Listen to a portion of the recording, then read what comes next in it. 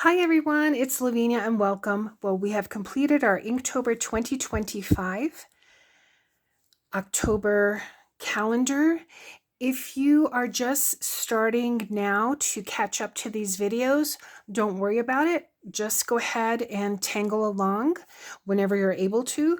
For example, the very last Zentangle called IDAS, in International Day of Zentangle, is actually in July. So don't worry about it if you're catching these videos at a later point in time or if you want to catch up. The Zentangles are drawings in themselves, so it's not that they have to be done in October. I did want to show you in this video the very completed, I should say, compilation of all the Zentangles added on here. So I had empty space here, and what I decided to do is I continued with, this one is Cortuba, so I continued with that there. I added some orbs and shattuck here, some striping in here, and inked in this blank area that I had.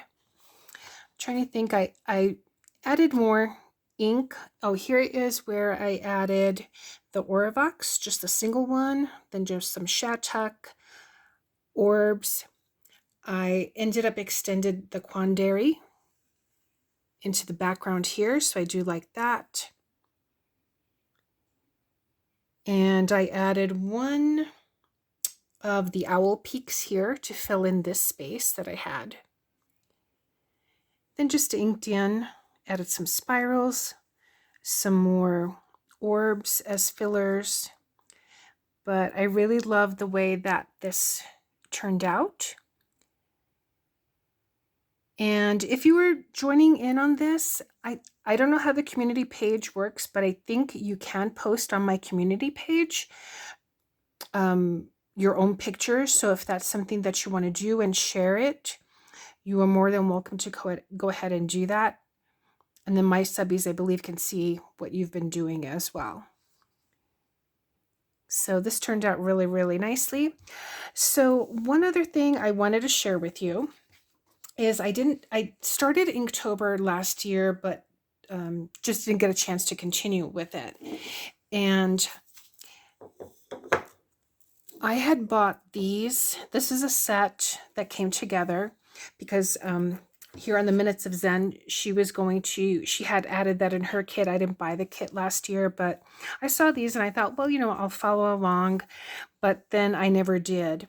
So with this Inktober, with these tangles, I am going to add them to each of these little wooden pumpkins. If you don't have these pumpkins, by the way, I got these at Hobby Lobby last year. I know I still saw them this year. So if you are in a location where they have a Hobby Lobby, you can definitely go ahead and check these out. They probably have them on sale, I imagine. I think I had bought them on sale. They usually have like fall items for sale. Otherwise, maybe any wooden piece or even metal piece. I'm going to be using, I think, let's see.